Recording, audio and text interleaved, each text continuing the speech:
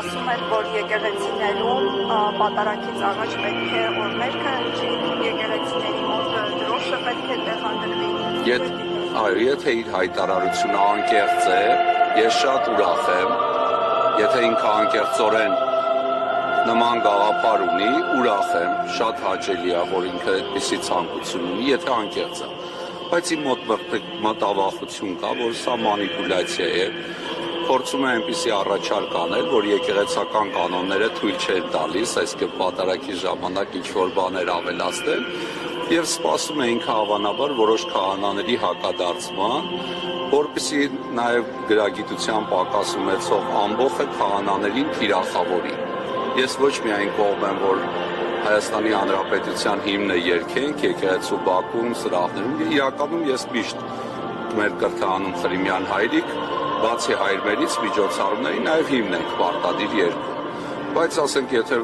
վարչապետը այդպիսի առաջարկ անի, մենք իր առաջարկին ոչ միայն կմիանանք, այլ կավելացնենք նաև Արցախի Հանրապետության հիմնը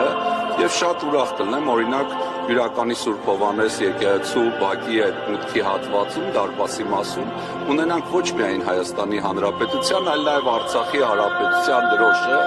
գոնե այնքան ժամանակ, քանի արցախցիները չեն վերադարձել Արցախ եւ Արցախը ազատագրված չէ։ Մեծ սիրով ես կհնչեցնեմ, իհարկե եկեղեցուն կանոնական առումով դա հնարավոր չէ, այսպես ոտքի վրա նման առաջարկ անելը, բայց կարծում եմ ինքը առաջարկի մեջ անկեղծ չէ։ Իր նպատակը հիմնը հնչեցնելը չէ, իր նպատակը դրոշ դնելը չէ։ Եթե ուզում են հիմնը հնչեցնել, իրենք կարող են օրինակ ազգային ժողովի նիստերից առաջ հիմնը սովորեն, երգեն, որովհետև շատ միջոցառումների տեսնում ենք, որ ազգային ժողովի պատգամավորները գնում են եւ հիմնը չի հնչեցվում։ Իսկ անհրաժեշտություն տեսնում եք, օրինակ տերունականով սկսել։ Ես ցավոք տեսնում եմ, որ շատ պետական հիմնարկների վրա նաև Հայաստանի Հանրապետության դրոշը չկա, ոմանց վրա պատրտված վիճակում կա, ոմանց վրա էլ ցավոք միայն ձողն է մնացել։ Ինքը պետական հիմնարկներում Հայաստանի Հանրապետության դրոշ ունենալու խնդիրը թողած, դպրոցներում, պետական այն հիմնարկներում, որտեղ պիտի միջոցառումների հիմնով սկսեն, դա թողած, մեկ էլ որոշում է պատարագի ժամանակ ինչ-որ մի հատվածում ինչ-որ բան ավելացնել։ Նախ ինքը չէ, որ պիտի եկեղեցուն ինչ-որ բան թելադրի, ինքը այդ անձնավորությունը չէ։ Եթե ուզում է եկեղեցու համար մի լավ բան անել, օրինակ իմ խնդրանքն է իրեն, որ իմ թեմի առաջնորդին եւ մյուս կալանավորած arczepiskoposներին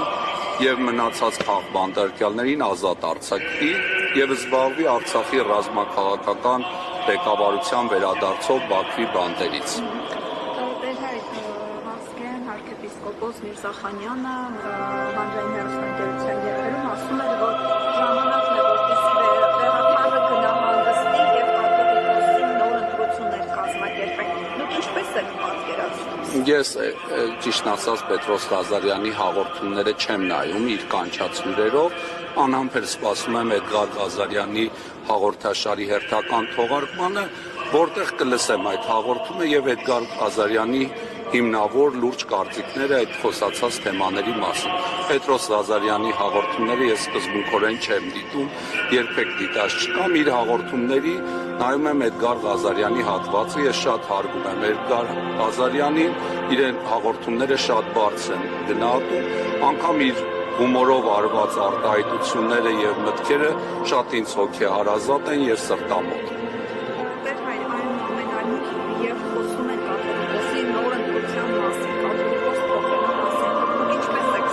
Այդպիսի մարդիկ հոգևոր գրագիտություն չունեն, իրենք չեն հասկանում եկեղեցու կառուցվածքը։ Գարեգին II վեհափառ հայրապետը տիրոջ օծյալ գահակալն է եւ ինչպես Միքայել arczepiskopos Աջապահյանն է ասում, ընդամենը անբարոյականություն է խոսել նոր կաթողիկոսի մասին եւ օծյալ գահակալը կենթանի է եւ փառք Աստծո փառահեղ կերպով եկեղեցին ղեկավարում է։ Մենք շատ սիրում ենք մեր վեհափառ հայրապետին եւ սրա նաեւ վկայությունը այսօր լեցուն այս եկեղեցին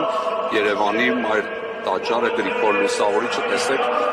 Արագածոտնի ընդամենը թևի քահանաներով եւ ուխտավոր ժողովրդով 62 պատարագի ենք մասնակցում եւ աղոթում ենք կալանավայրում եղող մեր սրբազանների համար, աղոթում ենք քաղբանտարկյալների համար, աղոթում ենք Արցախում մեր ռազմաքաղաքական ղեկավարության համար եւ նաեւ աղոթում ենք, որ Աստված վարչապետին, կառավարության անդամներին առավել իմաստություն տա,